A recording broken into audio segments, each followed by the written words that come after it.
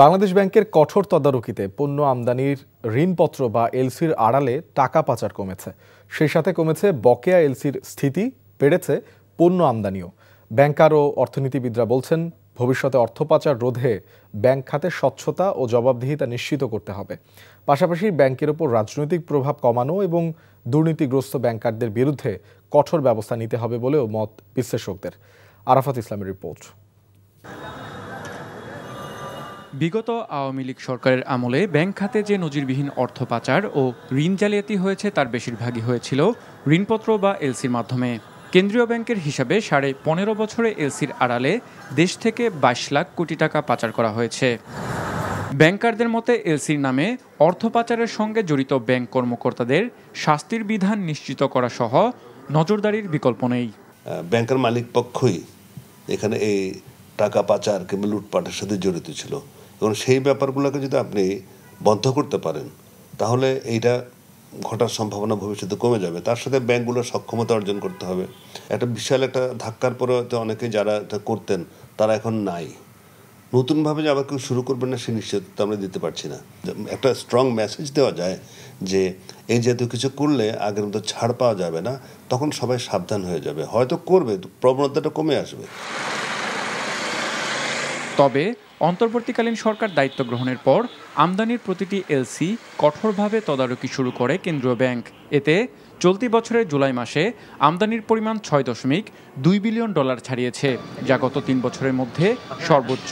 কমছে এলসির আড়ালে টাকা পাচারও। অর্থনীতিবিদরা বলছেন, দেশের বাজারে ডলারের স্থিতিশীলতা সহ বেশ কয়েকটি কারণে জুলাইতে আমদানির পরিমাণ বেড়েছে। যেখানে শিল্প উৎপাদন সাথে সম্পৃক্ত কাঁচামাল, ইন্টারমিডিয়েট ইনপুটস আর বিনিয়োগের সাথে সম্পৃক্ত আমদানিটাই সবচেয়ে বেশি। যে বিনিয়োগ পরিবেশে যদি আগামীতে উন্নতি হয়, ক্যাপাসিটি ইউটিলাইজেশন যদি বাড়ে, তাহলে আপনার আগামীতে মোট আমদানির চাহিদা বাড়বে। তো আগামীতে আমদানি বাড়াটা অর্থনীতি ঘুরে দাঁড়ানোর একটা লক্ষণ হিসেবেই ধরে নেওয়া যেতে পারে। আমদানি সহজ করতে এলসি খোলার বিধিনিষেধ তুলে নেওয়ার কথা জানান বাংলাদেশ ব্যাংকের মুখপাত্র। স্বাভাবিকভাবে ডলারের মূল্য বৃদ্ধি পাওয়ার কারণে এবং কিছুটা স্কারসিটি ছিল তখন এই আমদানিটা বাধাগ্রস্ত হয়েছিল কিছুটা হলেও, কিন্তু এখন পরবর্তী দেখা যাচ্ছে যেভাবে রেমিটেন্স প্রবাহ বৃদ্ধি পেয়েছে, আমরা এখন আবার স্বস্তিদায়ক পর্যায়ে আছি। এই কারণে আমরা আন্তর্জাতিক বাণিজ্য স্মুথলি চলার কারণে ওই কোনো প্রকার রেস্ট্রিকশন আমরা আরোপ করতে চাচ্ছি না। বিদেশে পাচারকৃত অর্থ ফেরাতে কার্যক্রম চলমান রয়েছে বলেও জানান তিনি। পাচারকৃত অর্থকে দেশে ফিরিয়ে আনতে হবে এবং সেই লক্ষ্য নিয়ে কিন্তু সরকার সমন্বিতভাবেই কিন্তু কাজটা করে যাচ্ছে। আরাফাত ইসলাম, এনটিভি নিউজ, ঢাকা। বান্ডেল থাকলে প্রতি সেনমানিতে টাকা বাঁচবে। বিকাশ সেনমানি বান্ডেল কিনে জিতুন প্রতি লেনদেনে। তুমি বার্গার লাগা ভালো দেখাবে, তাই তো? ঠিক আছে, ভালো দেখাবো। চলো চলো জান, মজা করি আমরা, জান। চলো চলো। আমি কি তোমার কাছে এইসব খাওয়ার জন্য থাকি? তুমি যে প্রত্যেকদিন রেস্টুরেন্টে যাও, হ্যাঁ, ইচ্ছা মতো খাওয়া দাওয়া করে সেলফি দিয়ে তোলো, মানুষের টাকা এরকম বুঝি না?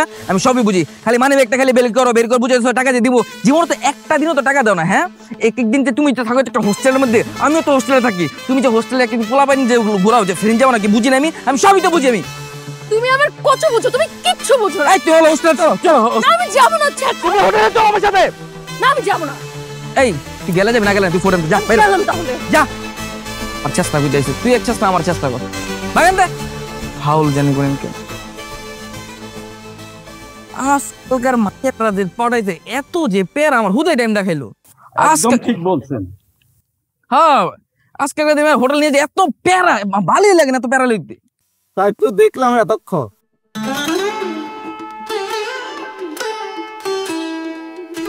আব্বা